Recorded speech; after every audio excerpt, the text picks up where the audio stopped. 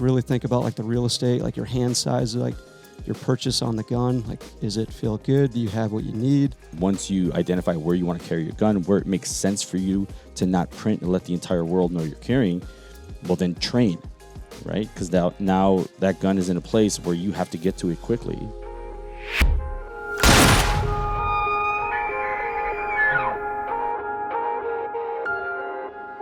What is up, everybody? Mark on the mic, Mr. Ryan Muckenhirn to my right, and across from us, we have Corey and Chris from Vortex Edge. If you're watching on YouTube, you can see a variety of pistols on the table with us today, and the topic of discussion is selecting an EDC pistol. And we're going to get into like kind of the who, what, where, when, why, and what might be the best fit for you. And I guess part of selecting an EDC pistol is fit. Yes. Heck yeah. Remember that song, Don't Be Jealous of My EDC? No. YouTube sensation? No. Oh, wait. I have seen that. Oh, yeah. Yes. It's been a while, though. Is that an oldie but a goodie? Oldie but goodie. Check it out. That's right up there with Lenny Pepperbottom. Oh, another oldie but goodie. Yep. I tell you what, Lenny gets quoted still today. Daily. Yeah. Daily. Gentlemen, you shoot pistols a lot at Vortex Edge. You train people to shoot pistols. What do you guys see? What are some of the most common questions folks have when they're saying, hey, I'm trying to pick an EDC? Or what are the things that you really dive into that you think are the core considerations? I think some of the things that I see at our classes are people are concerned with capacity, shootability, and specifically speaking about EDC, just concealability are the big three that I think I hear the most being brought up. Of those, which ones do you think are the most important? I honestly think that, and I say this at every single intro to pistol class, where if you pick up a handgun with your goal being to make it as small as possible, then, you know, at least in my experience, like really small micro guns don't often produce the most polite like shooting experience. You know what I mean? And if that's where your head's at, then you're not really going to shoot it a lot or train with it. And if you're not training with it, then what's the point of carrying it? You know what I mean?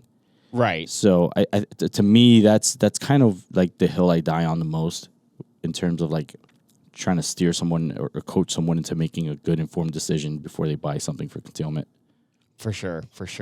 Corey, what are your thoughts on that? Yeah, I agree with Chris too. Just the size of the gun gets really honed in on, especially when people they want to carry it around all day. So well, and it's in the name, concealed carry. The size is going to be one of the biggest factors in concealment. Yeah, and it makes sense like logically when you're thinking about it. Like, oh, I want to carry this thing on my body all day. I want like a nice small gun, so it's comfortable and I can do that. But like Chris said, like people come and train with us, and that's just part of their questions. And some people are looking to conceal carry, some aren't. But then we do some shooting with them, and they kind of realize, like, those smaller frame guns, they are a little bit tougher to control and maybe a little bit more snappier. Maybe like the newer shooters that don't have a lot of time or maybe have never shot a gun before, they pick up those small guns, and, like, it's pretty snappy, and they get, like, a little bit of gun shy, and maybe they develop bad habits because of it, like, because the gun's so erratic in their hand, and they're not really sure how to control it, just because they're so new to everything.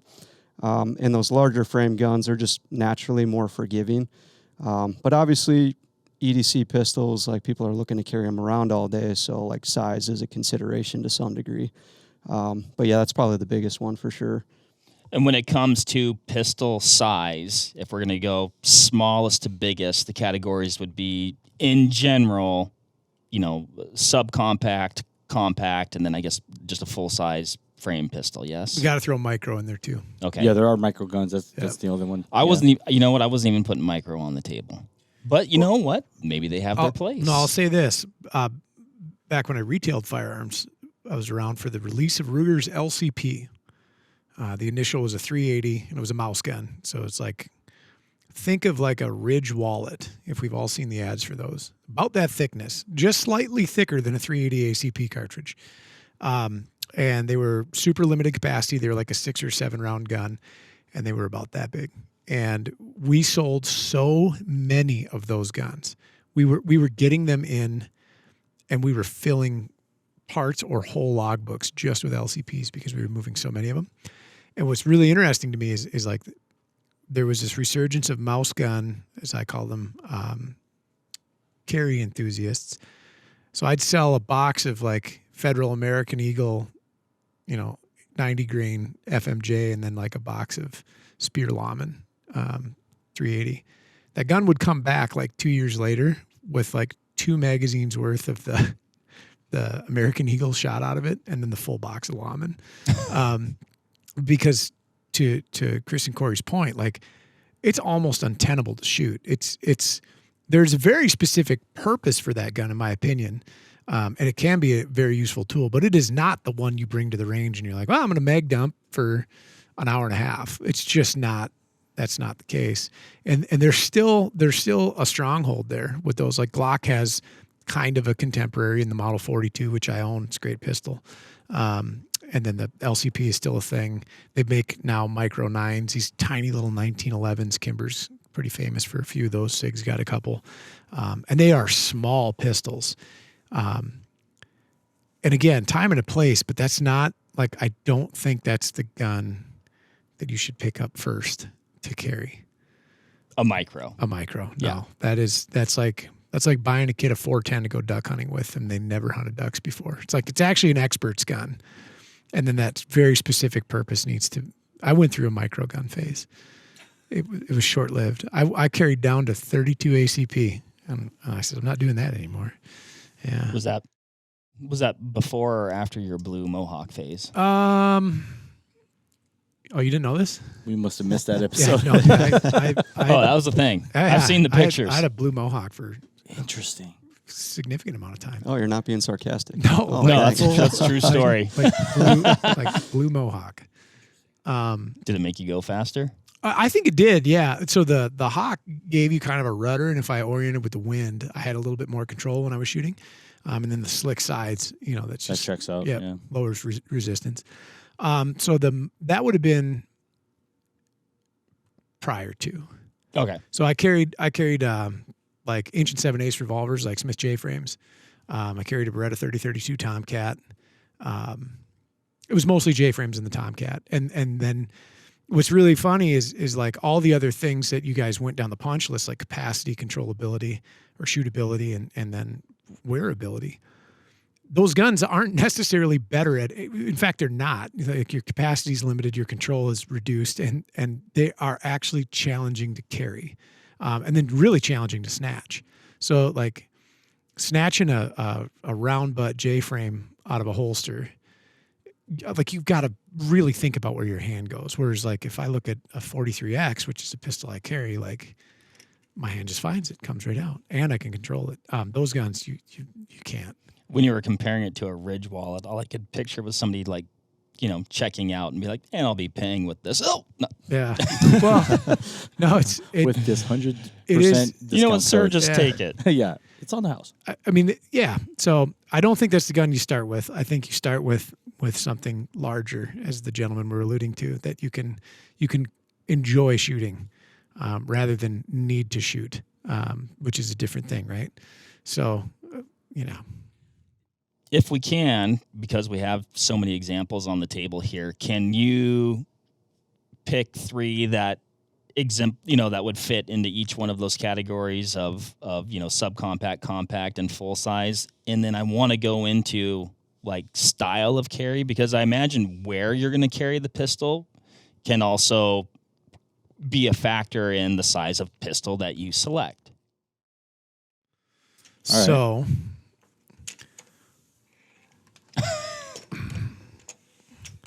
kind of this.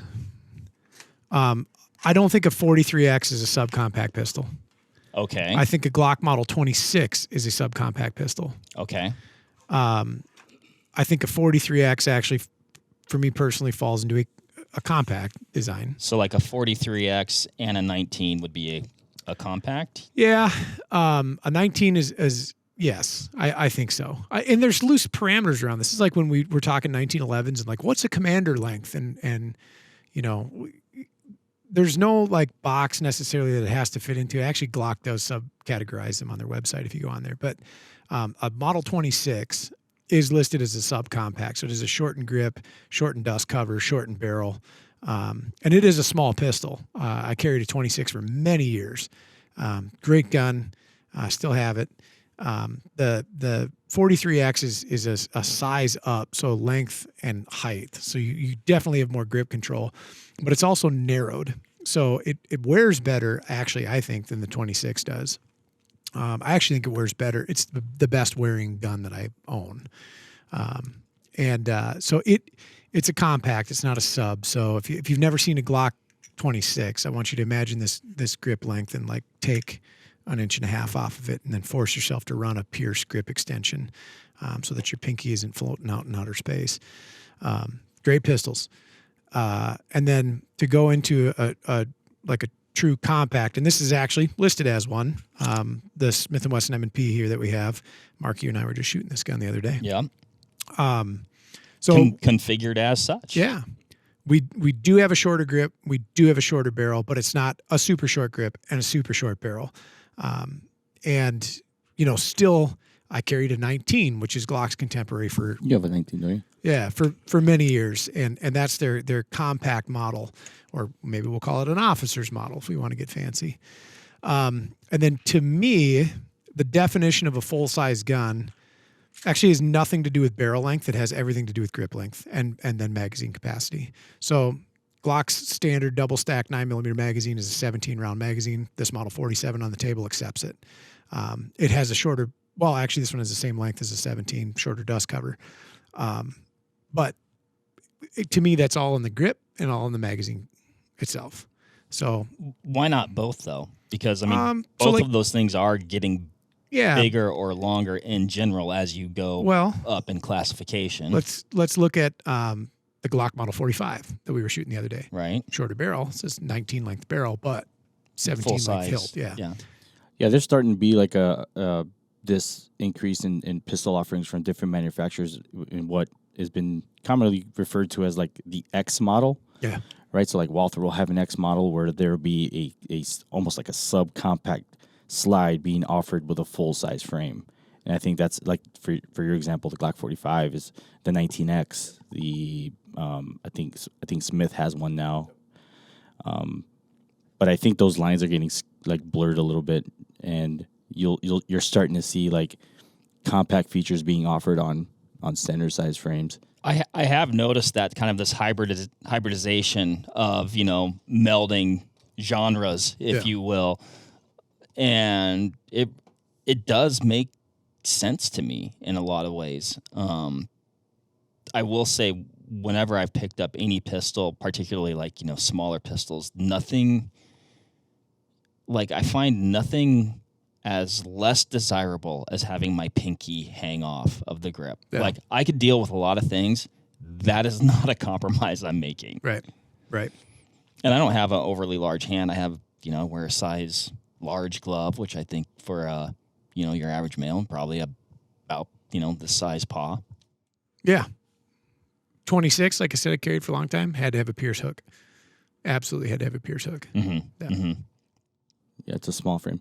I think in terms of shootability, like to me, it just comes down to real estate. Like how much of your support hand, how much of your hands are actually involved in the grip of the gun. I think I've come to appreciate like recoil management as being one of those things that I shouldn't have to worry about actively. It should be a passive thing that I'm doing. My vision and my hands kind of working in concert to control the gun. The more of my hand I can get involved, the more subconscious my grip becomes, and I don't have to consciously try to push into the gun to return it to the target. That task is a little easier on a gun that offers you more real estate. So that's why, like to your point, like a Glock 45, and some of these X kind of models are kind of the best of both worlds, where you get the concealability of a compact slide, but you also have all of the real estate of a standard size gun. And I think the Glock 45 is gaining a lot of popularity, certainly in duty use. And I mean, it was one of the first X models that I actually personally purchased. And then it's been a great gun. And I think there's a lot to be said there about that gun. But real estate comes into play, and it's something that I really look for in a carry gun. Is that you'd say that's a primary thing that a person should be considering when they're making that selection? Then is that grip then? For me personally, right? But then, I mean, there's going to be a handful of guys in the comments who are like, well, I run X micro gun very, very aggressively. It's like, great, man. That is good for you. But however, if you're talking about someone who's trying to make an informed decision as their first concealed carry gun, like get something where you can apply like basic fundamentals of grip and control on, and then figure out how to shoot like a gun that offers you more real estate.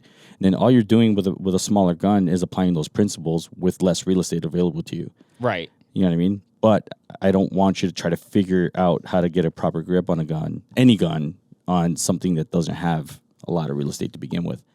That path definitely makes sense. Like if a person wanted to eventually end up, or for whatever reason have or carry or use a pistol that's, in that micro category. Once you master the fundamentals, like Ryan, we were shooting the other day. You're an excellent pistol shot. I am not. We're working on it. Thank you, Chris. And we picked up 5 different guns. And like, I can tell when you pick those up, you're like, well, because I'm a really good pistol shot, and I'm going to keep saying this for you, and you've shot a lot of pistol, with that experience, you can pick up any gun and be like, oh, well, I just need to do this with this one. Or when I pick up this one, I'm going to shoot it like this, or I'm going to grip it like this, or hold it like that. You can manipulate and make those small changes on the fly because you get that. I mean, it's like anybody, whatever, you picked up fly fishing lately. Like if you were new at fly fishing, I am new at fly fishing. You might be like, I'll pick up like in fly fishing, you'll have rods that have a very slow action, and you'll have some that have a very fast action, right? Well, a person who has fly fished, they're going to pick up that rod and instantly be like, oh yeah, this is a slow rod, so I'm going to, I know what I need to do with that rod to get it to work how I want it to work. Sure. versus maybe a faster rod. And I guess that's maybe a loose analogy or parallel, but where I'm going with that is, like you said, Chris, start with something where you can master the fundamentals, and then branch out from there. Oh, yeah, and if I could toss a piece of advice on the table, maybe don't start with what you define as this premier concealed carry pistol. Actually, maybe start with a full-size gun so that you can hone those fundamentals. Because like with the Ruger LCP analogy that I gave, so many people were like, I'm going to start carrying, and they start with the hardest gun to shoot, like point blank hardest gun to shoot, and they won't get to the point they need to.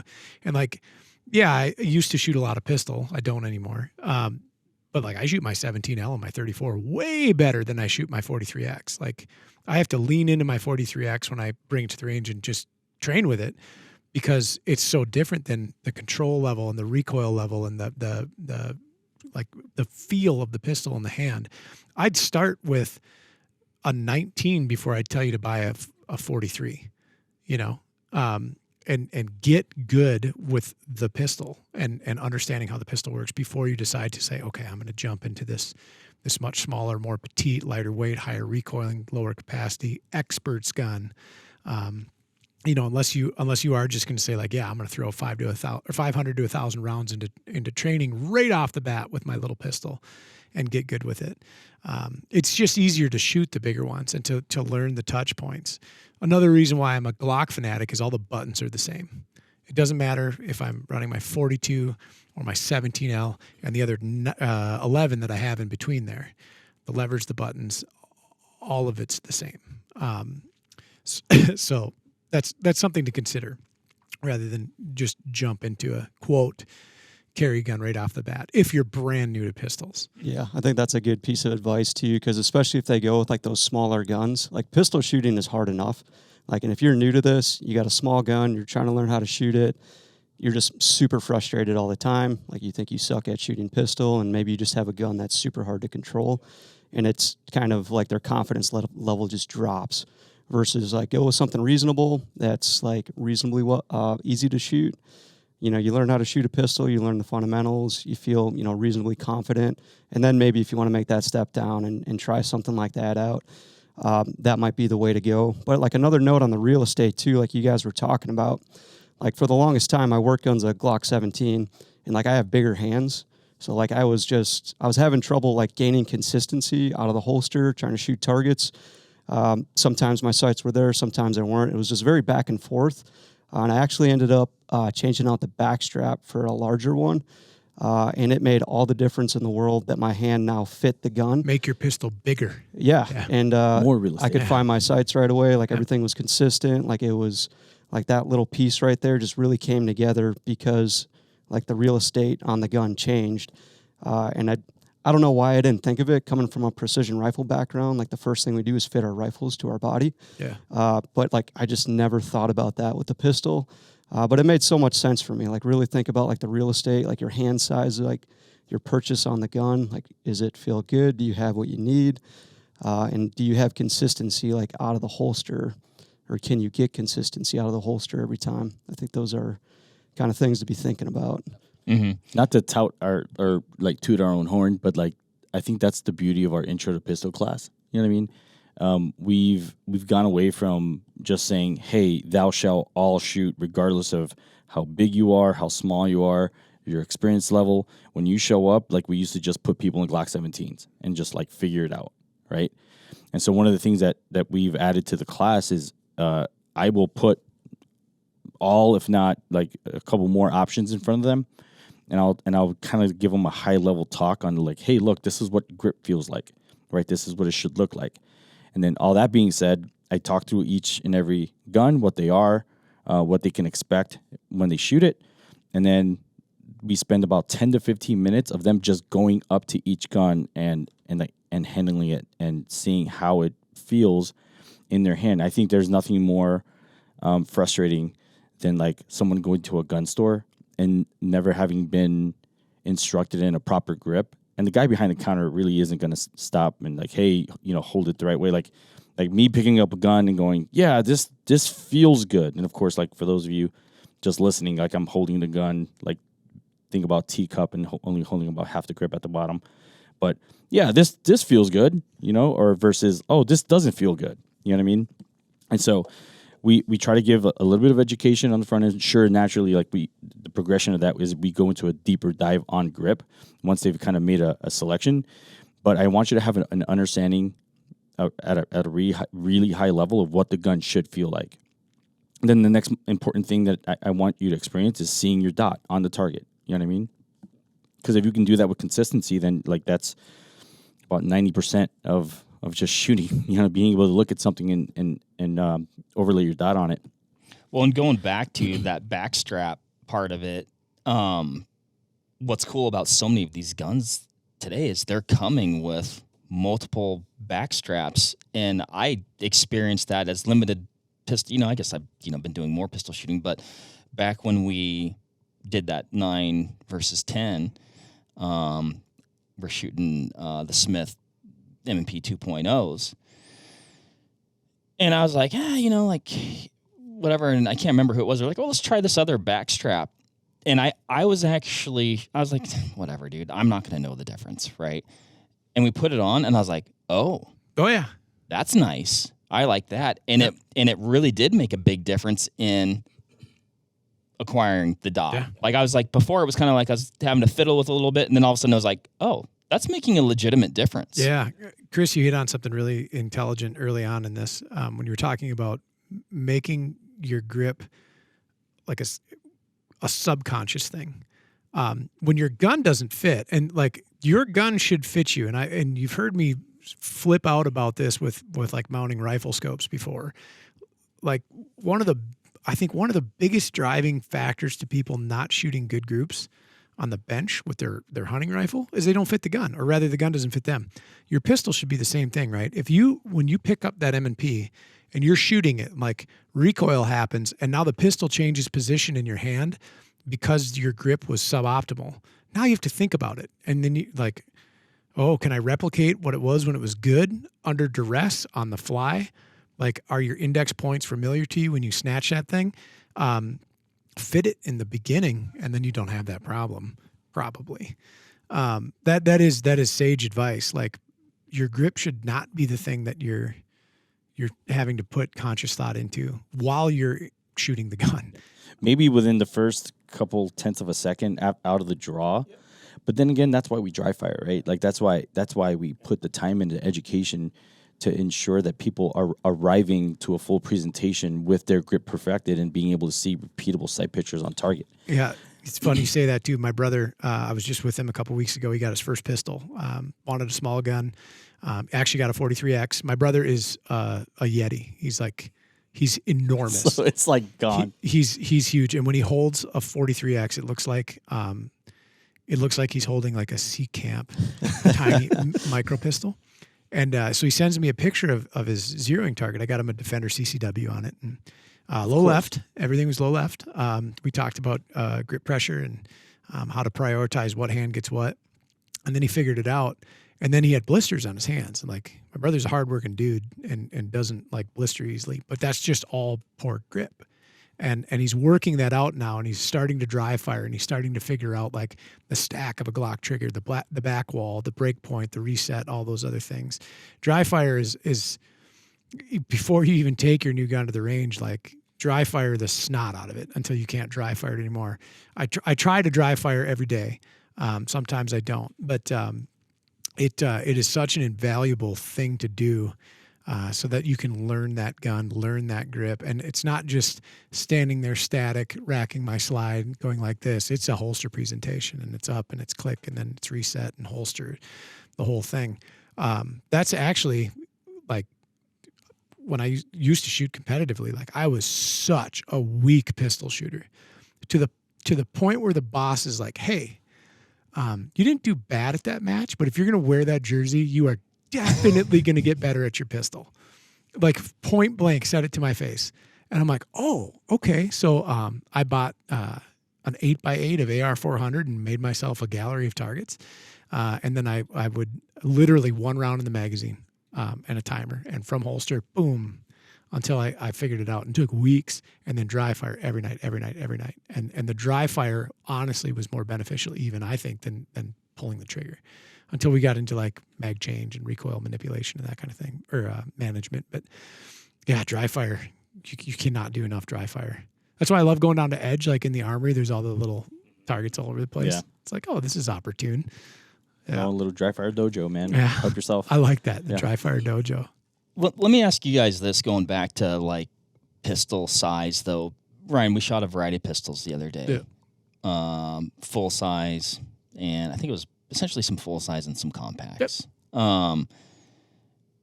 And again, pretty small focus group, but the pistols that I've shot over time, the ones that I feel like I've actually shot the best, that fit the best, and maybe it just comes down to being personal, are like that compact, like a Glock 19, the M&P 2.0, that Springfield Echelon that we shot the other day. Yep.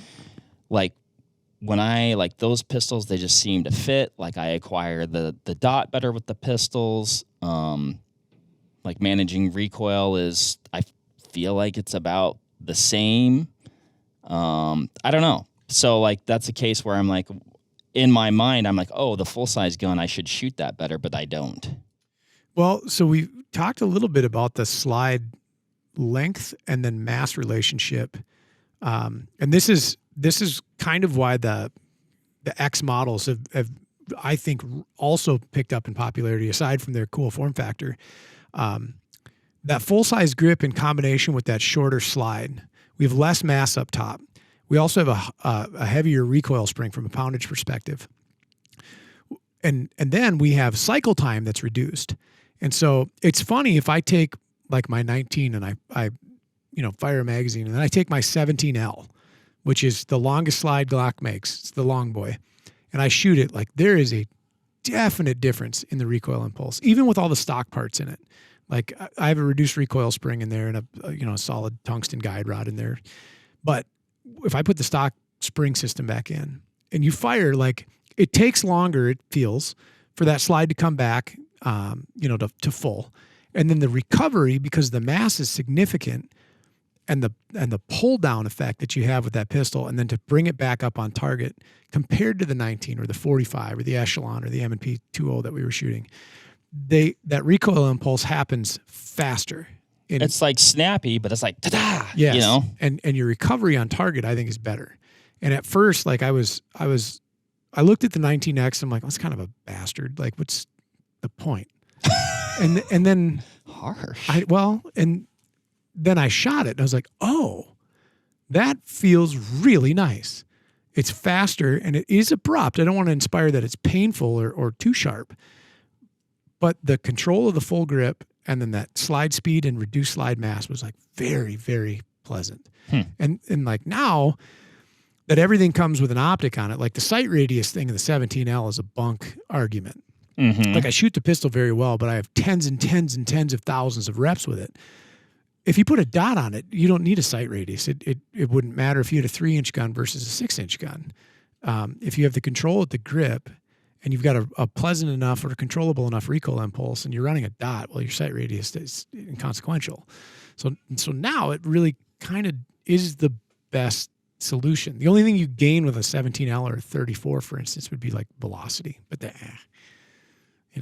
Whatever. Yeah.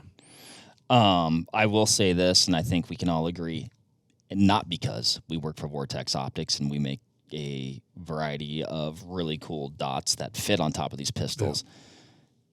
Yeah. An optics-ready pistol is a requirement for me now. Sure. Like I personally wouldn't purchase an EDC pistol for that application if it was not coming optics ready. 100%. It's crazy. It's crazy how things have kind of shifted in that regard, because when I first got this job, and even back when I used to train in North Carolina for myself, like you used to have to like treat the red dot shooters a little differently. It's like, hey, you're going to do this differently, and this is like a little nuance for you. And then even when I got this job, we had a specific SKU for class just for red dot, like introduction to red dot classes, right? And so over the last 5 years, like that's gone away. And now when we ask, hey, who's got a red dot? And it's a unanimous, like, yeah, everyone's raising their hand. And then, the guy in the back goes, I have iron sights. Yeah. I'm still shooting trad pistol. Trad pistol. Which, oddly enough, we've seen a lot of front sights shear off. Like more than red dots fail, I think, in classes. Yeah, just because the volume of fire, it's pretty high in classes. But yeah, you'd think you'd see more, failures from like everybody thinks the optic's going to fail them or something like that. But we've actually seen, the actual front sight just shear off on quite a few guns. Yeah, dude. So I mean, and that's like, it's interesting to hear that too, because you will still hear definitely a lot less, and I'd say even like nearly non-existent, at least from what I'm aware of. But that used to be, like you said, a big thing. Like, well, the reliability, and it's like, that's interesting to hear that. You're like, oh no, actually. The EMP crowd is punching air right now, because I mean, they've just, I've like, to Corey's point, I've watched iron sights fail at a significantly higher rate than a red dot does. That's interesting. I failed one iron sight one time. It was my first major level match that I ever shot. I was in Owensboro, Kentucky. Low port, 17L through the port, hooked the 2x4 at the top of the port, removed my Dawson Precision front sight. No. It I think it turned back to carbon because I never did find it. I shot the rest of the match with no front sight. Wow. I was bad enough with a pistol at that point in time. I don't actually think it was a detriment.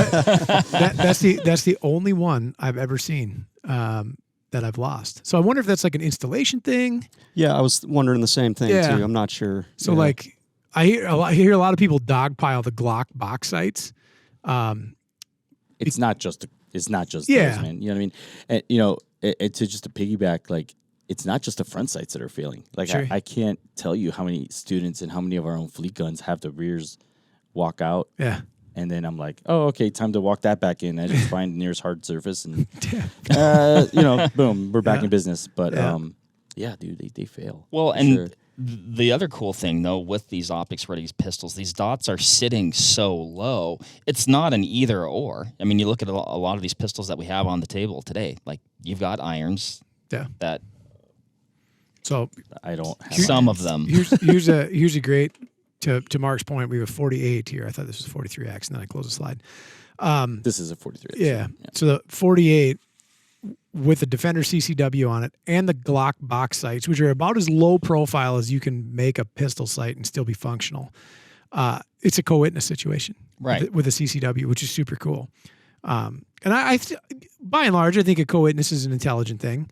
I think it's sometimes also overhyped. Like I think a lot of people are, well, if you can't co-witness, it'll get you killed in the streets. And I really don't believe that's necessarily true either. But like if the pistol can accommodate it without getting wild, because you can get into some situations with some optics and some slide profiles where you require a front sight that's like over a half an inch tall, or suppressor height sights. Yeah, yeah. And then what you have is a gut hook on the end of your pistol, and a really cool way to snag your shirt, trim your belly a little bit, or just a failure point, like you're gonna catch it on a barricade or something like that. But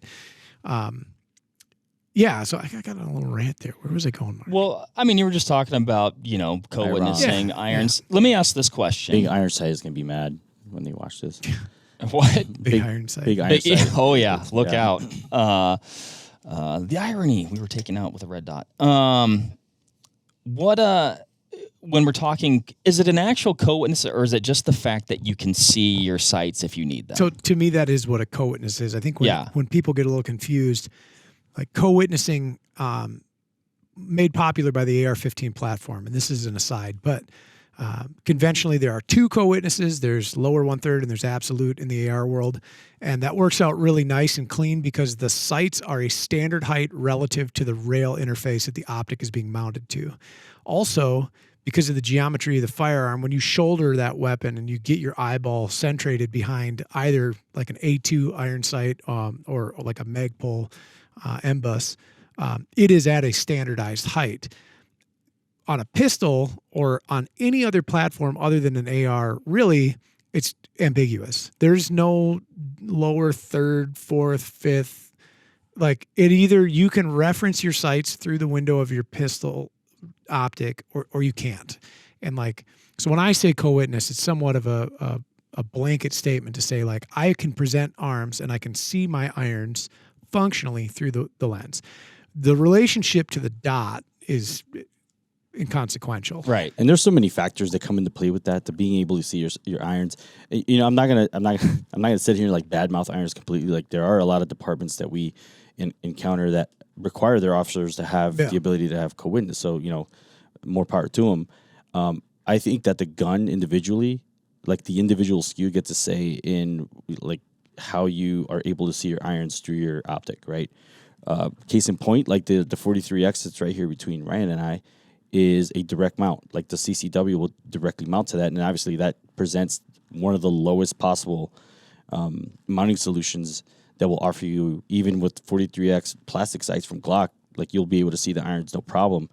However, you get into other applications like the Walthers, like you can certainly send or you can sign up online and you can get one of their standard plates. It comes with it, and definitely are able to co-witness that. And then there are other manufacturers for plates for mounting systems like Arise Manufacturing, which is what I run typically. Their lowrider, also a good option, even with DXL, like with its storied height, deck height, like you can still see somewhat, like on standard height iron sights, you can still see the very tops of them and get some semblance of a sight picture with them. So I don't want to sit here and like completely vilify iron sights. Like if you identify a need for it, then hey, more power to you. Or if you work for a department or for an entity that requires you to have them, understand that like your mounting solution and your gun will get a say in what you see ultimately on target. Gotcha. We've talked about the slide length. We've talked about the grip. What about the width of the pistol, though? I mean, I'm definitely seeing some variance between models here. This is hard because everybody's got their own opinion. I'll say, like, honestly, I don't feel a tangible difference when I have like a slim line. I'll just use Glock, for example. Like if I'm carrying my 19 and then I go with like a 48, comfort wise, I just don't really feel that much. You're also different. a very trim fit guy. Yeah, I have to be specific with how I'm carrying and stuff like that. But like as far as like when I have a gun on me, I have a gun on me, and it feels kind of the same as far Yeah. as like the width of the pistol and stuff goes. And you're generally doing appendix carry, yeah? Yeah, always. Yep. What about, printing and things like that? Does the width of the gun come into play there, or is it not as big a deal as some might make it out to be? Yeah, so like it depends on like what I'm wearing, honestly, a little bit. If I have like a button-up overshirt or something like that, it's not a big deal. But if I'm going with like tighter fitting clothing or something like that, stuff more fitted, it might kind of come into play with that. But usually when I'm carrying, I have like a little bit looser fitting clothing, and it really doesn't matter. Okay. So, yeah. Yeah, your observation of Corey's figures actually like leads me to my next point. Like, it's very individually based. In fact, one of the pieces of literature that I've seen that covers this information and these like pretty subjective talking points is a PDF file, a publication that was released by Filster. They have a PDF that's available on their website. I quote it often at our classes, especially for guys that are concealed carrying. And it's the idea that our bodies are all different, right? What works for me may not work for someone else. So, and the key points in there are everyone is shaped differently. Like you have peaks and you have valleys. So, like for example, like for me, a valley for me would be like across the front and across the back, right? Where we're calling that the most ideal like location to reduce printing. If I mount the gun on a peak for me, that would be like on my hips, right? So we're now definitely like grip size, width, like all those things come into play because it's the gun is actually mounted to my belt and on my body in a way that presents the gun more to the world, right? So you have to look at your own situation, and I can't just sit here and say everyone should carry X style away. I prefer appendix carry for the reasons that I just talked about. Like the front of my body presents itself to be a valley, and the choices that I make are based off of that. Like I am aware that because of how I'm shaped, like I can get away with carrying a full size gun, and that's exactly what I carry.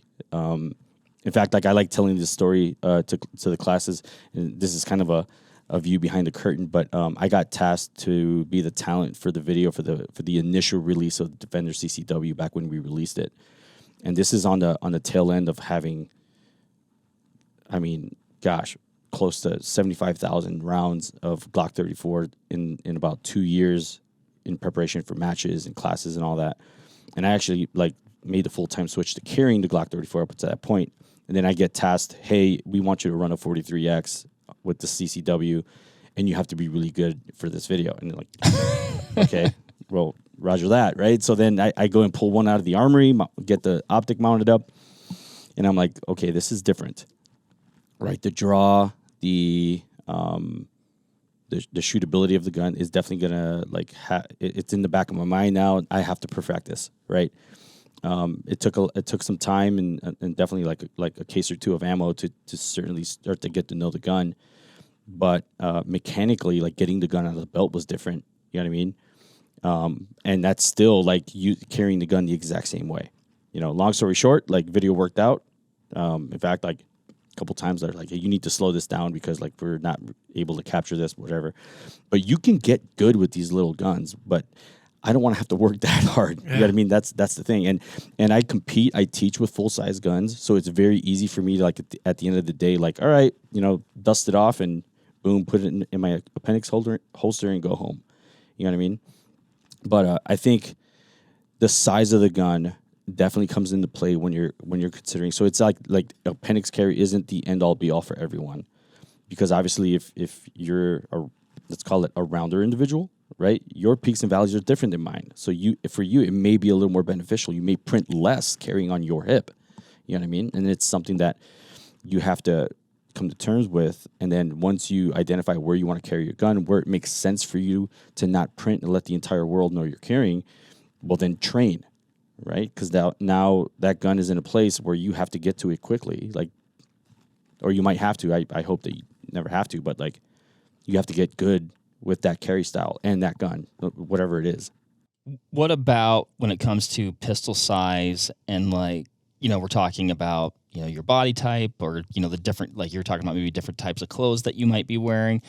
Does seasonality come into play? Like I'm going to be wearing something different in the winter than I am in the summer when I'm downtown with my family. I used to subscribe to that, and then I'd put that into practice, and like I'd carry a 26 in the summer, but then I'd go to like a 19 or a 17 in the winter because I told myself, I'll have this big jacket on.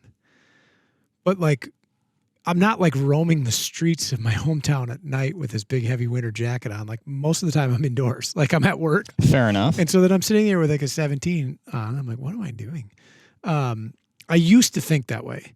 I no longer think that way. Like I wear the same gun effectively 365 now.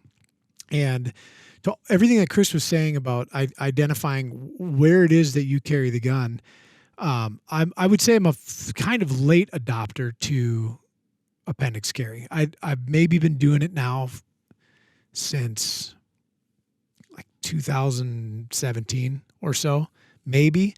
I mean, I remember, early on, you being here at Vortex and you carried. Yep. I carried not small of the back because it's a great way to break your spine if you fall down, but just off that, like a 4 o'clock. And my garment choice didn't really change. Like I kind of wear the same style of clothing. But the holster selection, here's another thing too. We talk about picking out a concealed carry, an EDC pistol. Be prepared to buy a holster that you've read the greatest reviews on, that there are hundreds or thousands of testimonials on how perfect it is. You put it on your body and you put your gun in it and you hate it. Or it abrades your flesh. Or it's just not going to work for you. I have a literal tote. Yes, I was going to say of holsters where it's like they got a week and it was like, nope, that's not it.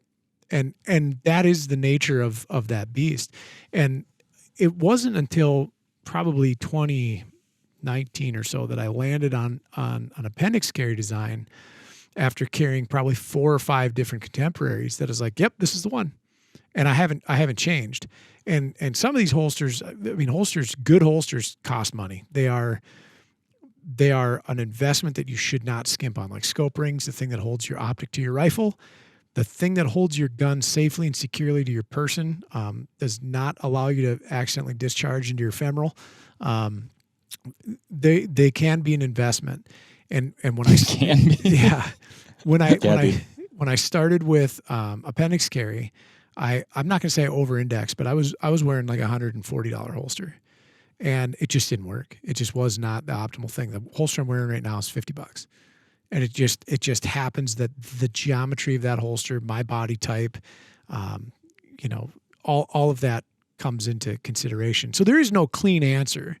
Like you can mitigate print with a garment change. Like you're wearing a hoodie, you could carry an HK MP7 right now. Like in the waistband. Who's to say he's not? Right. And like nobody would know, right? Mark, you're wearing a t-shirt. That would change things, could change things. Grip length will change things depending on how wide you are. Women, I'll tell you, if I'm ever independently wealthy, I'm going to start a clothing brand for women for concealed carry that does not put a precedence on fashion. Because currently it's almost zero in function. Gals are built different than guys, and it is very challenging for a lady to carry a pistol like I can carry a pistol. Like I can wear this thing for 14 hours a day and not even know I have it on. I drove from Missoula, Montana to here. It was 24 hours of driving. Never took my gun off, sitting the whole time. And for them, unfortunately, with like pants that are out there and how holsters fit them, that's not a thing. So there's a lot that kind of goes into it, more than just like where do you carry. Mm-hmm. You mean where on your body? Yeah. Yeah. Yep. And back when I used to carry at like the 4 o'clock position, I was wearing a 19 for the most part every day, and then like the mass of the pistol on that one side of my body at that particular point, all of a sudden I was like, my back hurts. And then it was like, oh my God, do I have sciatica? And talking to a doctor friend of mine, he's like, well, yeah, you're carrying 40 ounces right there, loaded, ready to rock. but not on the other side. Like, yeah, it'll wear you out after like 3 years. Like you have to either counterbalance or change. So then Get two guns. yeah, That's where my my mind went. it was spare mags on the opposing side. And then when I switched to, and I've carried other ways too. I've carried like at the 3 o'clock, like on my hip. When I used to run SIG P230s and 232s, so like a slim frame 380, kind of like a Walther PPK, but better. That was great. But that pistol is narrow, so it worked. And then I went to Appendix, and it's, for me, the most comfortable carry possible. It's also, I think, the most discreet. Even with any of the pistols that I carry it. I can put a 34 in my waistband. I have a holster for it, and not be bothered by it at all. They're a longer pistol, so they'll kind of hit you in different spots, but you can do it, I think, most effectively in Appendix if your body type is conducive for it and you match the garment. The one consideration that I have, like switching between guns, for the most part, I would say 99.99% of the time, I'm carrying a full-size gun. The material and the makeup of the gun may change. Sure. So what I mean by that is, in the summer, I'll wear lighter weight shorts, typically the same belt, so like a really stiff, like a Blue Alpha type EDC belt. So I may switch to like a polymer-based gun like this, PDP Pro X, and that'll be my primary, like on t-shirt and short stays. Let's call it, right? But in the winter, like I will switch over to like my steel frame, and that's what I carry. You know what I mean? But they're still both full-size guns. That 0.001% of the time that I may reach up, like push all the stuff away, to the side and grab my 43X, and in its little holster, is if I'm like walking down to the pool, or we're on vacation at the beach or something. Like naturally, like I don't have all the support of a stiff nylon belt. Then that's when I'm like, okay, maybe I need to bring this little guy along, understanding that I just don't have the support to hold up a freaking even a polymer full size gun. So that's the things I think about. I've got suit guns. Ooh, for when I wear a suit. Gentleman. Yeah. An aristocrat. Yeah. What's your suit gun? 43. Yeah. Ooh. Or if it's like I can't wear a suit coat over the top of it, then it's 42. Oh, okay. Because I can bury that thing, and then I can wear like a form-fitting button-down, and then there's zero. And a lot of brides don't like it when you show up to their weddings. And he's like, oh, he's got a gun. Yeah. We've talked about, where on your body you're going to carry being a consideration for your pistol selection. And Chris, you touched on this just a second ago, but I think a person needs to ask themselves when and where they plan on carrying. Like, I was talking to Adam the other day, and, I was looking at pistols. I'm like, do I need a light on a pistol? And he's like, well, are you out at night a lot? Are you going down dark alleys? And I'm kind of like, well, no. I hope I don't find myself in a dark alley. I don't really have a need to go to one. But then also time of year, right? We're getting close to a time of year where it's going to be dark at 4 p.m., 5 p.m. So what are your thoughts on like when and where? Like my needs are different than like somebody who's in law enforcement, right? Like I'm probably going downtown with the family, things of that nature. I'm not actually out at night all that much. So I guess let's talk about that as far as going into your selection, as far as like when and where you're likely to just live your life. Yeah, that your question reminds me of a very famous quote that I've tried to make famous, at least, that Mike Griffin once said. He's one of our fellow instructors down there. He said something like, to quote, he says, if you're planning on going somewhere stupid with stupid people, and you're asking yourself, do I need a gun? Then maybe don't go to that stupid place. You know what I mean? And so, like, I think the biggest consideration that I weigh on whether or not to carry with a light is, to your point, I think it's one of the best arguments for it, is as the days get shorter, you are exposed naturally to more dark, right? We work indoors, like we've had the power like fail on us. Like the range gets dark, you know what I mean? And so I'm often home, especially now, like I'll be going home to a dark house with lights on. If I arrive and all the doors and front doors kicked in and the lights are out, then obviously like I would very much like a weapon light on my gun. So I think it boils down to your use case but independent on whether you want to carry with a gun or not and what holster that causes you to carry, where you carry. I am a big believer and advocate that you should have one of these. Like this is like aside from like my knife to open Amazon packages with, like at home, like this is like item number 2 that I use the absolute most, right? I don't know if you and that's you just agree your there. standalone flashlight. Yeah, just a standalone handheld flashlight. So even if you have like a weapon-mounted light, you need to have a good handheld light. I'll make an argument for the handheld even over the weapon light. If that's your primary source of lume and you're in your home, if you want to see something, what has to happen with your flashlight? Right. You have to point your pistol at it. And if it's your daughter, you don't want to point your pistol at your daughter. And you can go like that though. I'm prideful to say this. My house gun has a weapon light on it for exactly the reasons that Chris is talking about, like bump in the night. Like there are 2 things I'm grabbing. It's my house gun plus my handheld, because it might be my neighbor Jerry, and he might have gotten confused as to whose door. It might be a bear. Yeah. Right. So, useful piece of kit. I love that you also said for opening Amazon packages, because what do we really use our knives for? But opening. It ain't knife fighting. Nope. You know what I mean? Nope. I'm not good at that. Fighting Amazon boxes. That's right. That's a good call out. Weapon lights are getting cooler and cooler and cooler. Remember back when they were like filament bulbs? Yes. And I had one. Yeah. Yeah. So back in the GWAT, dude. Is that an E2D? It is. Yeah. So my first Surefire handheld was an E2L, and it had an incandescent bulb, and it was 45 lumens. That's what I was going to say. Every bit of 40 lumens Yeah. to 45 lumens. And it went through 123s like you wouldn't believe.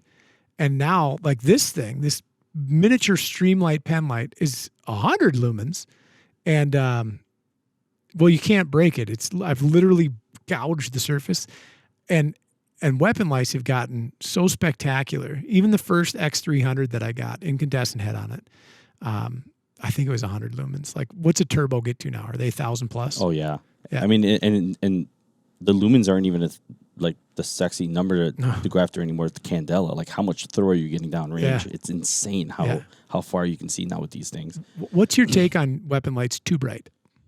So I mean, I've had situations where, especially like with the rifle light, where I'll enter a room and it's like everything's like white on the walls, and it's like, holy crap. You know what I mean? It's just, you get reflection back at you.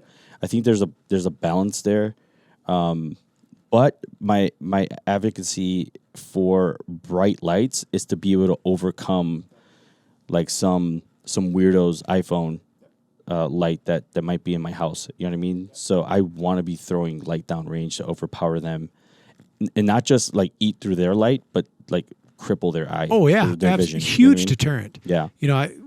My brother was asking me that same question. He's like, "Do I need a light?" And I'm like, "This gun he's not necessarily going to carry right off the bat. This is going to be his house gun, new family." And I said, well, yeah, I kind of think so. And I said, think about the deterrent. Like if it's dark, the deterrent that all of a sudden you're faced with 100 to 500 lumens, like all you have is a white wall in front of you and you do not know which direction is up or down. And if you've ever been driving down the interstate late at night and you come across like a highway patrolman and he's got his cherries on, like you can see it from miles away. And then when you get up there, you're like, oh, and the rumble strips guide you. Please use the left lane when you see that, by the way. Let the rumble strips guide you through life. The weapon light in itself, or a handheld in itself, is a wildly effective deterrent and a time giver for you. So one, you can assess, and then two, you can evade if need be. But and they have gotten so novel. Like they make these super cute little lights for like the M&P shields, for the 43s, for the 365s, all the smaller guns that blend into like the frame width, and they don't come further than the dust cover, and they're really quite cool. Most of the holster manufacturers now are accommodating of weapon lights. to some degree, you know. There's still specificity to most, right? So if you have an X300 turbo and you have a Streamlight TLR2 or whatever, like the light is probably going to dictate the holster, you know. Another consideration there that people don't take into account is like, hey, how about you turn your stuff on in your house under those conditions and like get a feel and appreciation for what it looks like. I can't tell you how many times I have just set my brightness setting on my dot to a brightness setting that works indoors and I'll shoot all day, but I don't remember to maybe bump that up a couple notches when I go home. Now, like I'm actually actively looking for that bump in the night, and I bring the sight up and I turn my light on and I can't see the dot. It's washed out. So just remembering like, hey, maybe when I'm home I need to go up 2 dots. And I can tell you like all of our pistol dots will go nuclear bright. Yeah. You will have zero issues seeing your dot in like almost direct sunlight, and you'll be fine with any of these weapon lights, and especially like handheld lights for sure. How can, if you're like, yeah, I want to add a weapon light, how can or does it impact, you know, the concealability of the pistol, the comfort of the pistol? I mean, obviously, you're going to have a holster consideration there. I mean, could it make it worse? Could it make it better? So I did a callback last here like a couple minutes ago to the Filster PDF that talks about like how even your right height for the clips and how high or low, how much material you have below the belt available on the holster, like will have a direct impact on how you print and where you carry. And of course your comfort, right? Naturally, like this extra bulge of material where my light fits inside the holster is touching my skin and like my groin and the inside of my leg. So yeah, like I feel it, you know what I mean? But the benefit and the comfort or the confidence I have of carrying a light on my gun, like is negligible in my opinion. Like that's just one of those things. It sucks here and there, but I'm gonna suck it up because I like having a light on my gun when, you know, it's dark at 4, right? I think that a lot of times, like I think Glock is probably one of the easiest to kind of conceptualize. If you are planning on owning a 19, right, but are interested in a 26, and maybe someday you want to dip your toes into 34, get the holster cut for a 34. Okay, because now you have maximum material available below the belt, and the gun's going to conceal a lot better versus a gun that has high clips and there's less material below the belt, where now you're getting a cant out this way and it's going to naturally print a little more. So that's why like I like to look, like when I first started to get to know Walthers, like I wanted to know immediately like what's the longest PDP available.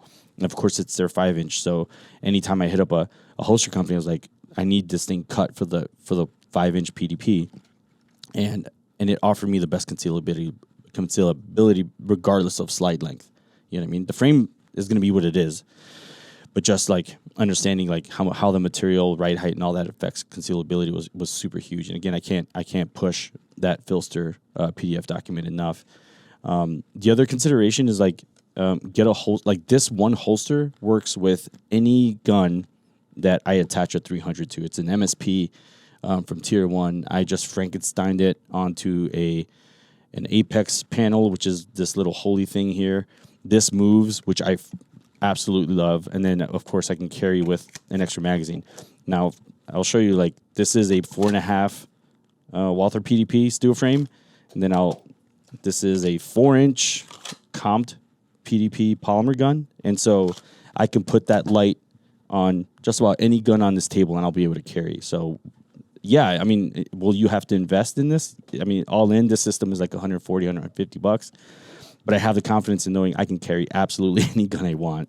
So what's cool about this is using the light as the index and retention point, as opposed to like the holster I'm wearing is using the trigger guard. So we're seeing this more in duty holsters too. So there used to be a ton of specificity. Like it was a Glock 34 with for this light. Yep. For this light. And it only came in multicam, never in basket weave, and like all the very challenging parts of it. And now they're like, oh, wait a minute. well, we don't have to use the trigger guard. In fact, we can't because we have a weapon light on. Let's just use a weapon light. And then let's figure out all the weapon lights and try to make it as universal as possible. So if a department dictates it's Streamlight or it's Surefire, whatever, the weapon light becomes the carrier of that burden in there. And then the holster becomes, as you pointed out, universal. So you could take Corey's 19, drop it in there. Click, just like that. One holster, there's at least 4 guns on the table, 5 guns on the table that's going to work for right off mile 6 with the M&P. And that'll cut down on that bucket of holster problem that so many of us have. Man. Golly, I just can't send them down the road either, though. Like, why do I do that? There's an emotional attachment there, I think. Yeah. Like, even when I used to wear leather, like they're unsafe now because like the leather is curled into the trigger guard. And it's like, I'm never going to put that on my body again. Like, just give it back to Set nature. it free. Yeah. Set it free. So with that system, though, if you removed the light, does that holster no longer work, or would it still work? No, because I mean, like to Ryan's point, all the retention is centered around the light. In fact, like most WML ready holsters will have the retention built around the light. Now, there are other things like just standalone holsters where like this is my teaching gun, right? And this is the gun that I primarily shoot in matches and all that. Like I can just take it off my work belt or whatever and just put it in a holster like this. Now, to Ryan's point, like as you can see, like this is a TXE covert, by the way. Like all the retention is centered around the trigger guard, where like it's in fact like the retention screw is right here near the trigger guard, because the more I can press material around the trigger guard, the tighter the holster will be. And certainly like this system comes like independent mag carrier, so like if you don't need an extra mag, or if the thing that you're doing doesn't require extra ammunition in your mind, you can just carry the gun with whatever capacity magazine you have available to you. But you have options. You know what I mean? Well, and you just touched on the next thing I was going to bring up, and we also brought it up at the very beginning, round count, which also goes into carrying an extra mag. Ryan, I've heard you say to me many times, always carry a spare. There it is. So what are your thoughts on that? If you are going to carry, how critical is round count? And I guess it becomes very critical if all of a sudden you're out of bullets. I'll tell you a fun story. And then if you do get into a situation, hopefully you never do, where you need to use your gun, you're kind of pot committed at that point. Yep. You probably, I don't know. Like it's interesting to me. Like you're LEO for a long time. How many of your guys service their magazines? Not very often, if I'm being honest. How many times did you see a weapon go through full detail, and all that happened was the magazine was pulled out, and then that magazine was inserted into this nice new slimy pistol that's got CLP coming down the slide rails? And where's that oil going? Into the magazine. Into the magazine. Yep. Where's the biggest entry point on this gun for debris? The mag well. And when we're outdoor and we're doing stuff, it's still the mag well. Even though the mag like clips in there, there's still like space. Like I guarantee you, in fact, I'll pull my right here. There's crap on my magazine. And if I dump my mag out, there's crap in there too.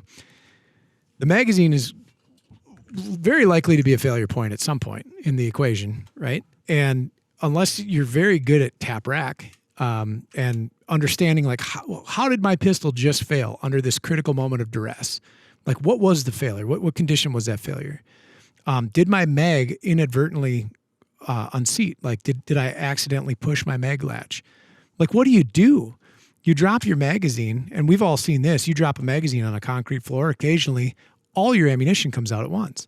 Even like all of these pistols on the table have top tier magazine designs, and they're made to hold rounds for thousands and thousands and thousands of cycles. But if your mag falls out, well, then what do? You like time out, pick it up? No, you change mag. And like, because I think a lot of people, myself included for a very long time, I never put thought into the servicing of the magazine. It is a disposable item. It does collect debris. It does get pocket lint in it. Like it will degrade in reliability the longer you go without unloading it.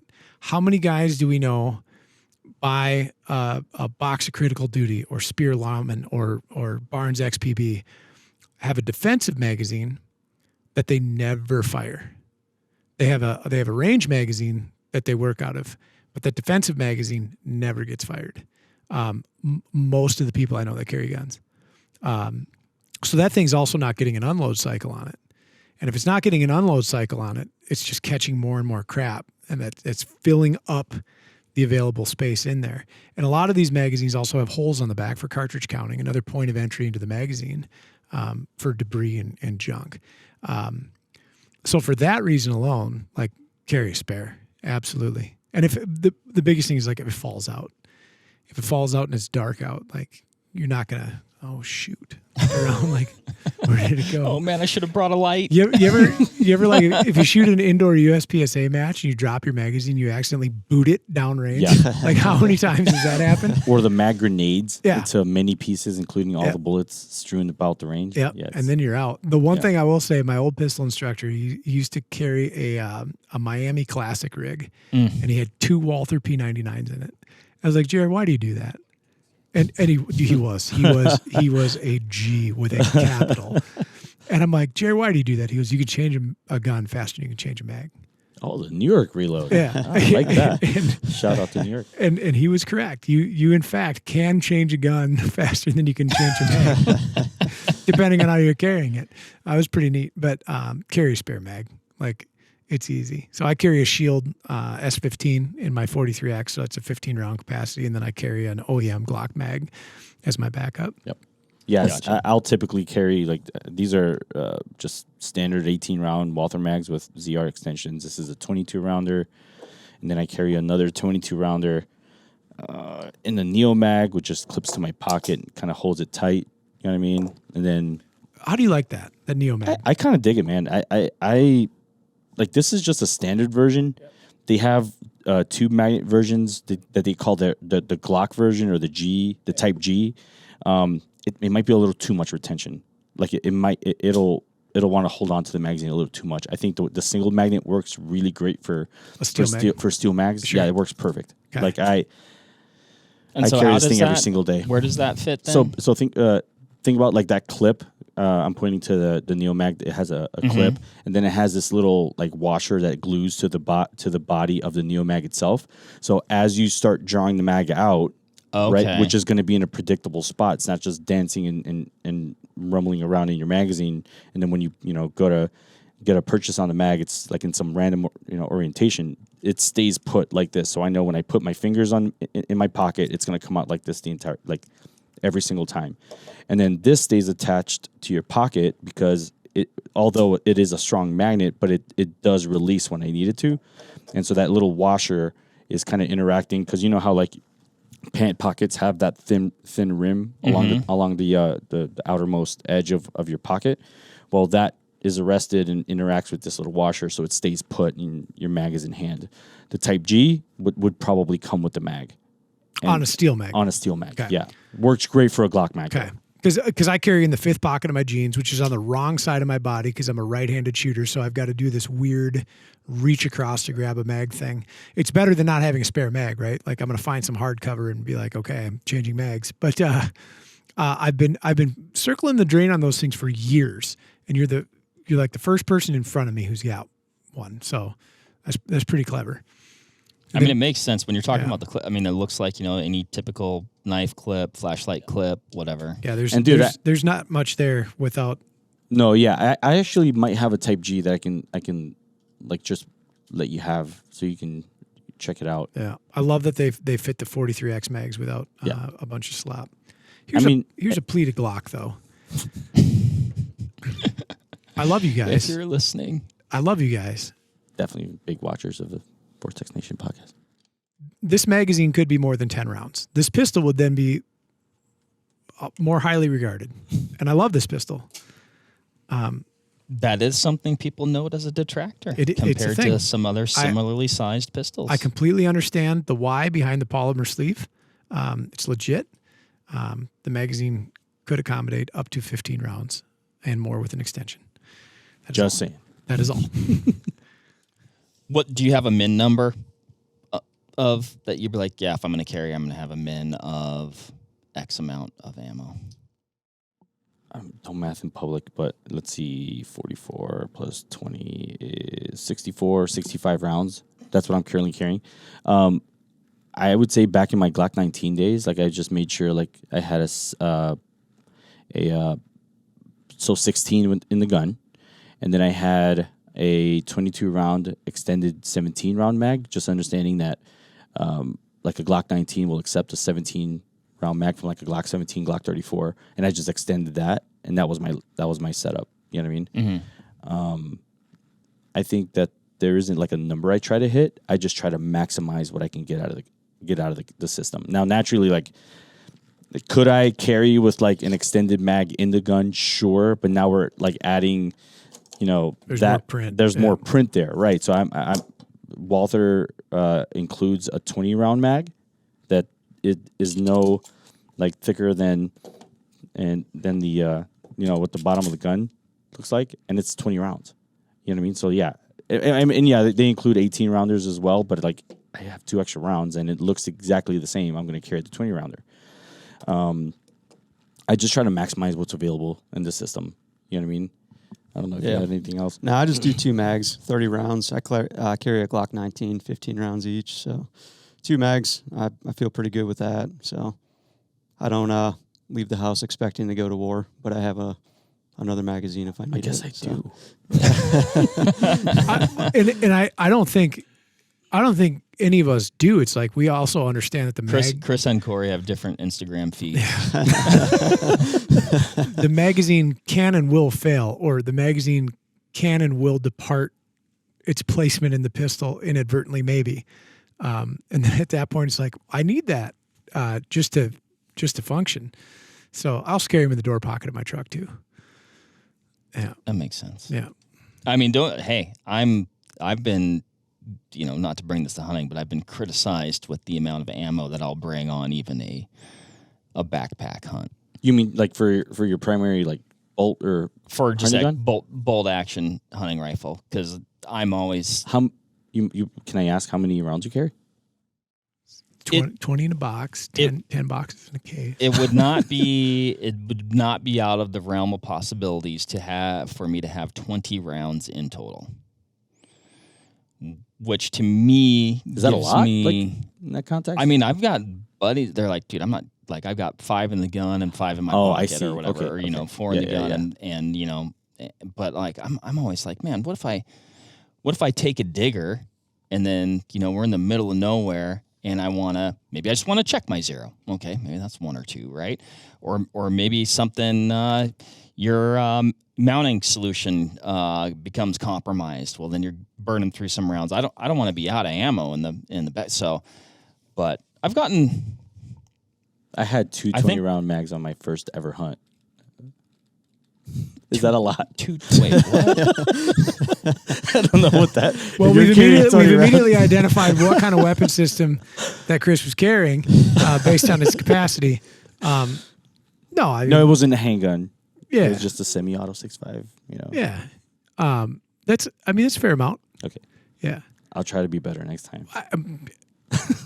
No, I don't know that there's a right or wrong answer. It wasn't in my pocket, to be fair. It used to be that like I would not go on a mule deer hunt without several boxes of ammunition. Oh, I mean, yeah, I've got more in the truck for sure. Right. These days, it's like if I have 20 rounds for a hunt, that is an adequate amount that I'm comfortable with.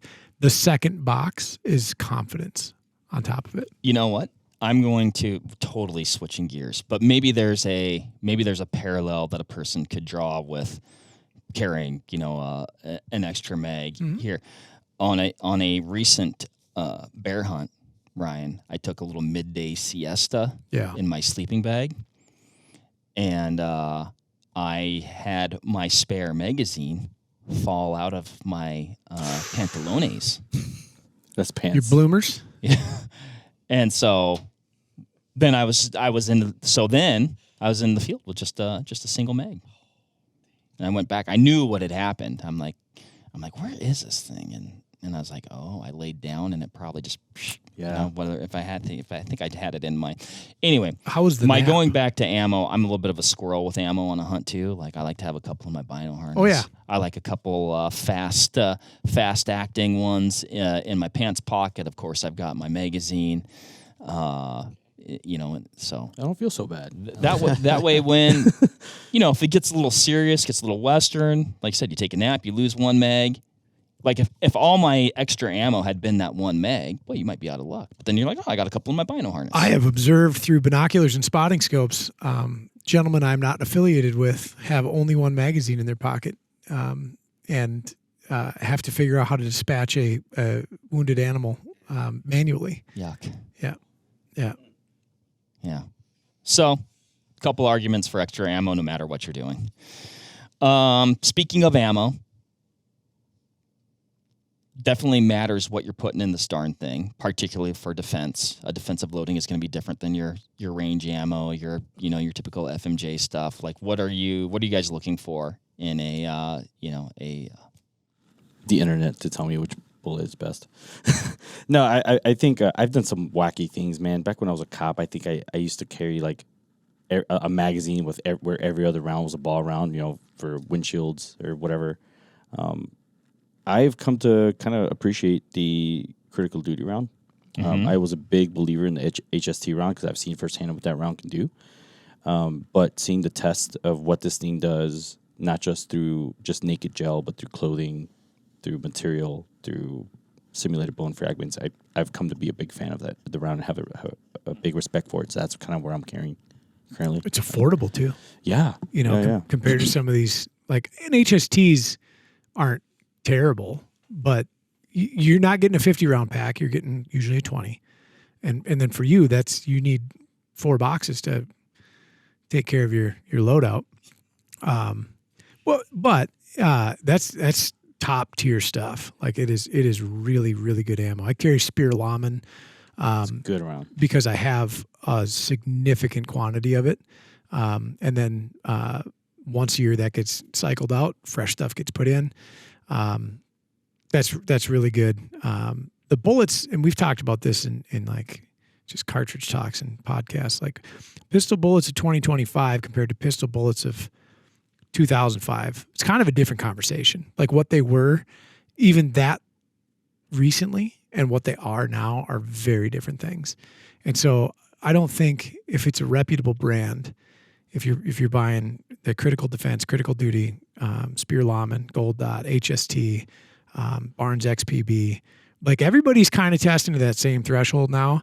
And I'm seeing a lot of these like crazy claim bullets vacating the market. Back in the day, like it was like you'd go through the catalog as a retailer. I'd go through like the ammunition part of my ordering catalogs and you'd read the taglines from some of these outfits. And it's like, guaranteed to fragment into 64 razor sharp copper blades upon impact. And then you like years later, somebody's like, I bought these and never shot them in anything. I'll shoot them in a gel and they get 2 inches, 3 inches of penetration. Like that's kind of gone by the wayside.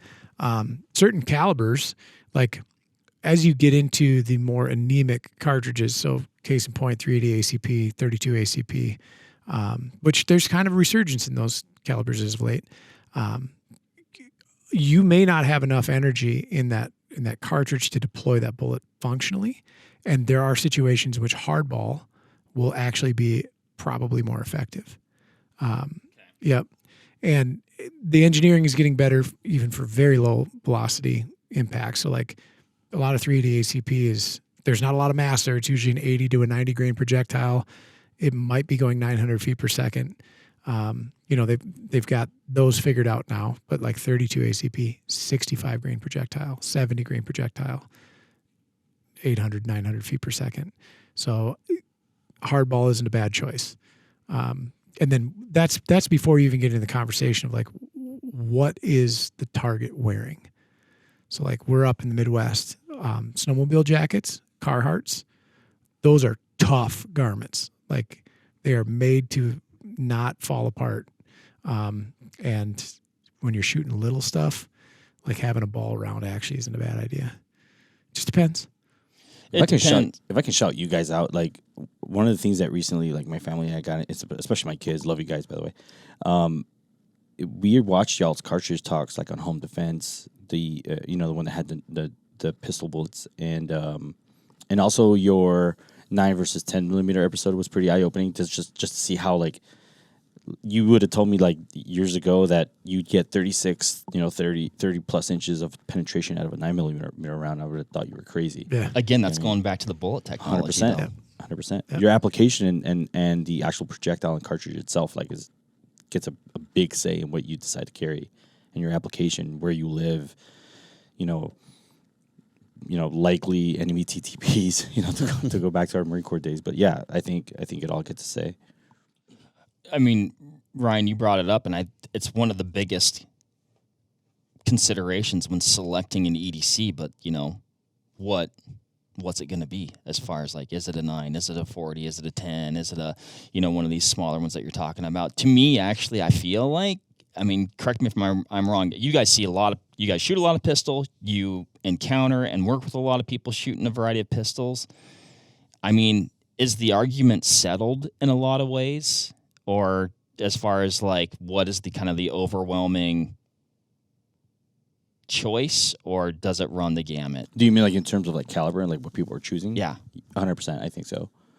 I think one of the most glaring examples I can offer you is like my first duty gun when I tried out for Charlotte SWAT was a Glock 21, and we were all issued 45s, and yeah, they were pretty good at ending life, but I think that the more we carried that round, the more that we saw the value in improved technology and ability to carry more ammo out of the 9mm. Mm-hmm. And so this might be a little bit of time after I left, but like they are now in 9mm Glocks, mm-hmm. which is surprising to me. You know what I mean? Many departments that 100%. Same. My home county, they were G21s, or no, excuse me, they were G22s.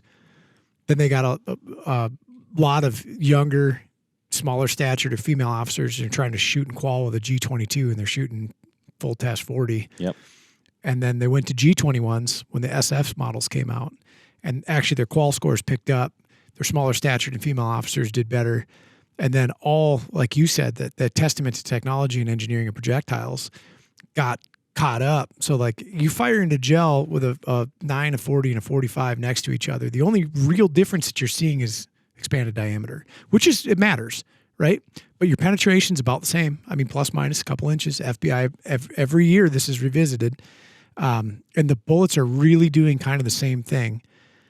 Why wouldn't you take the capacity and the controllability, right?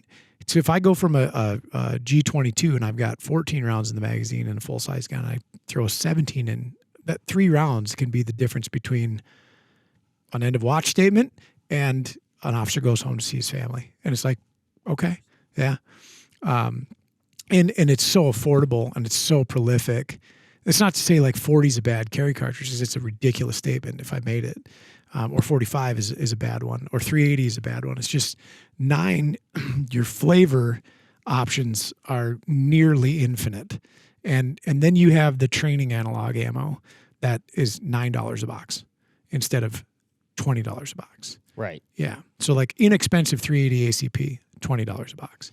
I mean, I almost didn't even bring it up until we started talking about it because, I guess preconceived and also based on my experience talking with you guys, everybody here at Vortex, pistols that I've shot over time, the fact that every pistol on the table here is a 9mm. Like I almost didn't even bring it up because I'm like, well, it's not like when I think about selecting an EDC, that's like not even, it's automatic that it's going to be a 9mm. I'm sure people are still arguing about it out there, but I feel like it's kind of over with. There's just a good balance with 9mm. And like through our classes, we see like pretty much everybody show up with 9s. Occasionally we'll get like a 40 or like a 45. And we don't really have enough data points to say, but sometimes like I feel like they're not shooting the gun as great as like maybe like the average in the class. And that may be a tribute to the cartridge. Maybe it's a little snappy, hard to control. Maybe they're just developing like a flinch to it or something. So is that generally, and maybe you do or don't know, a pistol that a person, that's what they have and they've had it for a long time, or they just got that and they're like, yeah, I wanted a 45 or I wanted a 40? Sometimes I think it's just a pistol they've had for a while, but then some other times I think maybe they looked into it a little bit and decided like that's what they needed for whatever reason. But you know, we can talk about bullet construction all we want, but we have to hit the target first. And like, fair enough. And I think like the 9mm, it's a good balance. Like it's got good terminal ballistics, and then it's also pretty favorable gun to shoot too at the same time in most of these platforms. So, yeah, I think you put it beautifully. But like in a learning environment, in a training environment, like the things that you're focused on really matter to me. And I don't want you focused on recoil and the control of the gun. I am just trying to get you to shoot it straight and then shoot it fast, right? But if you're so focused on controlling the thing because you're shooting like a 230 grain 45 ball bullet, then you're not having the greatest time. Plus, you probably spent a considerable amount more than the guy next to you shooting 9mm, and his investment into getting better is probably a little less than what you paid. Yeah. You know what I mean? Oh, yeah. So. Well, and then that's going to dictate to some degree, like, you know, money is a finite resource. And, you know, if every time you're pressing that trigger, more dollars are flying down, right, you're going to be able to practice more with something that's more economical. Yeah. When I separated from Charlotte, like, and I looked at the cost of 45 and continuing my education and, you know, my pursuit of staying on that gun because I was attached to it emotionally, like, unfortunately, my wallet had a say in that. It's like, hey, you're going to save money buying 9mm bulk. And at the time, you can get 1,000 rounds for like 120, whatever it was. Oh, man. I mean, the good old day, right? Golly. If I'm dating myself. I wasn't ready to hear those numbers again. Yeah, I'm sorry, guys. I didn't mean to make this a bummer now. I remember $4.99 Winchester white box. 50-round packs of 9mm, $4.99. Oh, bring it back. You used to be able to get some reman for cheap. Yeah, I remember the Winchester USA range 50-round box 223s, $9.99. But that's still like, I mean, it may not, but like we may not be experiencing those prices necessarily, but we're still experiencing the savings. Yeah, and the cost difference between the Mm-hmm. rounds. You know what I mean? Mm-hmm. Like you might be paying more for each, but it's just fun to say back in the day. Yeah, back in the day, it makes you sound wise and sage. Oh man. This might play into pistol fit again, something incredibly critical. But Corey, when it comes to like the controls of a pistol and being able to reach them, I mean, that's something that I experienced the other day when we were shooting that, you know, variety of pistols.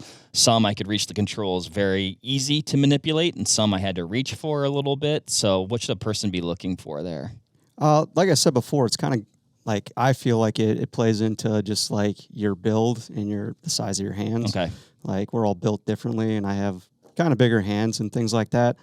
So to be honest with you, it's not something I typically have to worry about. I can usually like reach the controls on every gun without there being an issue. But I would say like, you know, consider that. Like if somebody's like shopping around for a gun, maybe they want to carry, you know, consider that, pick the gun up, see if you can actually like reach the controls and things like that. But then also realize like if they really like something, they like the fit of it in their hands and things like that. We can always get, you know, like extensions and things like that, or the gun can be modified to kind of accommodate you in that sense, like the controls. But the guns can vary pretty significantly. I know the Walthers, we use those in the intro to pistol class, and the controls are a little bit more favorable to the user with like smaller hands. So people that are like struggling, you know, it's common for them to struggle to like lock the slide to the rear and stuff in the beginning. Like they're really, really good on those guns. So I would just say that, you know, you got to pick it up, you know, see if your hand can actually reach those controls, the mag release, the slide lock, things like that, the trigger.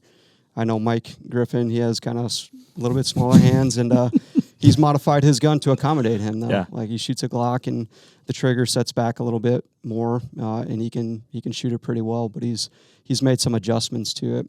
So you know, consider it. You want it to be comfortable, but also like there's options to modify it too. Like if somebody really likes a gun. Yeah. Mm-hmm.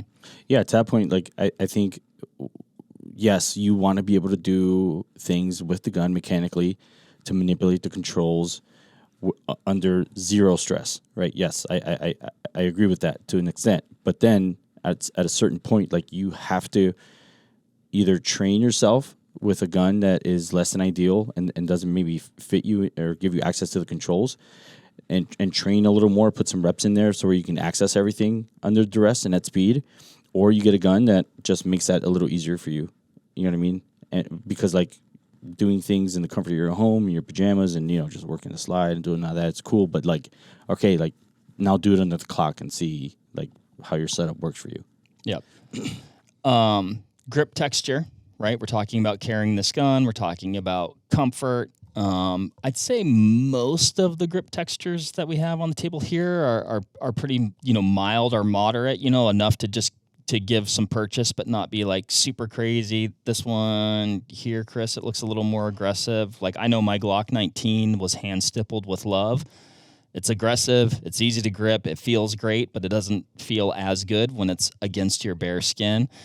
I guess number one, is that something a person should be thinking about? Or number two, should they just wear an undershirt and you're good to go? You're talking in terms of like the texture interacting with your midsection. Your skin. Yep. I think it's a consideration because like case in point, you pointed out this PDP here. It's got grip work done by Vinny over at Monsoon Tactical. It's very grippy, right? So yeah, I'm going to know that I have it on. I'm okay with that because the amount of friction it offers me on the gun when I'm shooting it at speed is like what I would consider like very desirable, something I want, right? Versus like, I think honestly, like all the guns that we have on the table, Smith, Glock, PDP, and certainly other like big reputable brands, like have pretty decent texture on the guns. You know what I mean? I think like I think the Glocks that Ryan has on his table have really decent texture on them, and they're not like grating at your skin. You know what I mean? To where it's like borderline, like you're drawing blood. Not the old RTF2 frame. Yeah, that was grippy. Very. Yeah. It's like gripping a puffer fish. They were cool. It was neat. But I mean, just think like when you pick up a gun, like if it's like for example, like I sweat. Like I think that's been well documented before, right? I can sweat in the freezer. My hands get sweaty. Like I want a gun that's not going to move independent of my hands and recoil, no matter how much leverage I'm applying. And I can also see comfort being a thing that you think about. You know what I mean? But and also like I don't want a gun that's so like slick and absent of texture. Then now I go the other way with it, where now I have to work extra hard to keep the gun from moving independent of my hand and recoil. You know. Mm-hmm. Well, as I say, sometimes I'm out of ammo when it comes to questions about selecting an EDC. This was a delightful conversation. Yeah, it was good. Anything we missed? Anything else you think that stands out in your mind that a person may want to be thinking about when they're making their selection? Just train. Yeah, that's what I was going to say. You got to get out and shoot. Like go shoot a gun, like any gun. Do you like it? Do you want a smaller one? You want a bigger one? Like see how you do with it. I think a lot of times like things sound good in concept. Oh, that gun looks cool. Looks like something I might want. But if you have the opportunity, like go to the range and shoot it and see how you do, see how you like it. And nothing really replaces that. I think you just have to you have to get out and do that. Rental fees will always be less than purchases of regret. Yes. Yeah. I like that. Wise words. If a person wants to train, where's a place that they can do that with some really good, knowledgeable instructors? Dang, I don't know, dude. It's just nothing's jumping out at you. No, two things I'll say about that. To Ryan's point, man, like I think you find an indoor range that offers you the ability to rent different guns and don't just take the opinion of the guy behind the counter as like the word of God. Like rent different guns, see how they feel, and shoot them and see how they behave. And also like before you go to that range, there is so much information available on the internet in terms of like just fundamentals with a handgun. Watch some videos, figure out how to do these things, how to apply proper grip, friction, and leverage, how to see your sight with repeatability and consistency. We happen to have a playlist, right, for both long range and pistol available on the Vortex Edge YouTube channel. Watch those videos, get some education so that you go to those situations with some knowledge and a basic understanding of what the gun's going to feel like or should feel like in your hand. And then go to a class with a good dude, a good instructor that's going to give you good information. I happen to think, and I'm very partial to the classes that we put out. I think that we do a fantastic job of putting a bunch of different options in front of you. So we give you that rental, so to speak, like experience, and then we give you the fundamentals of both accuracy and speed and show you what these guns and what you're capable of with them. You know what I mean? Mm-hmm. And so wherever you are, like there's going to be somewhere around you that will offer you training and the ability like to get good with these things. Well, I can testify to that shooting with you guys myself, and just the way you're able to suss out such, at least in my mind, they're very nuanced things. But I mean, Chris, you'll watch me shoot, or Corey, you'll watch me shoot, and be like, oh, try adding a little bit of pressure on your pinky. And it's like, oh, boom, that actually solved the problem. But it's such a, like, I don't even know how you're necessarily spotting some of these things. But the way, like I said, the way you guys are able to kind of suss out and ascertain and provide valuable and accurate and effective instruction is really cool. So my hat is... I would take it off for you guys. I have the headset on, but my hat is off to you guys because it really is great and valuable instruction. So thank you. I think collectively we have decades and decades of experience down in our room, but that's come at a cost. Like we've done so much for so long wrong that like we cut all of that out of the curriculum and we get you to the good stuff like as soon as possible. Cool. Yeah. And that is what people are looking for. The good stuff. The good stuff and efficiency. It's about connection. Well, awesome, guys. Well, thank you so much. Like Ryan said, just a really cool, fun, interesting, information-packed discussion. So appreciate you guys. Thank you for your time. Appreciate all the listeners out there. Thank you for listening. Hopefully you guys found this information as useful as I did. Until next time, happy hunting and shooting. Select your EDC. We'll catch you on the next one. See ya. Bye. There you have it, folks. Thank you very much for listening. As usual, give this video a like if you liked it, comment something below, and give us a subscribe to the Vortex Nation podcast channel. It would mean a lot to us. Also, why don't you give us a follow over on Instagram while you're at it, at Vortex Nation Podcast. We'd love to hear from you over there, and we'll keep you updated with all kinds of cool photos and videos from our adventures that we do here. Otherwise, we will see you on the next one. Thank you again. Happy hunting and shooting, everybody. Have a good one.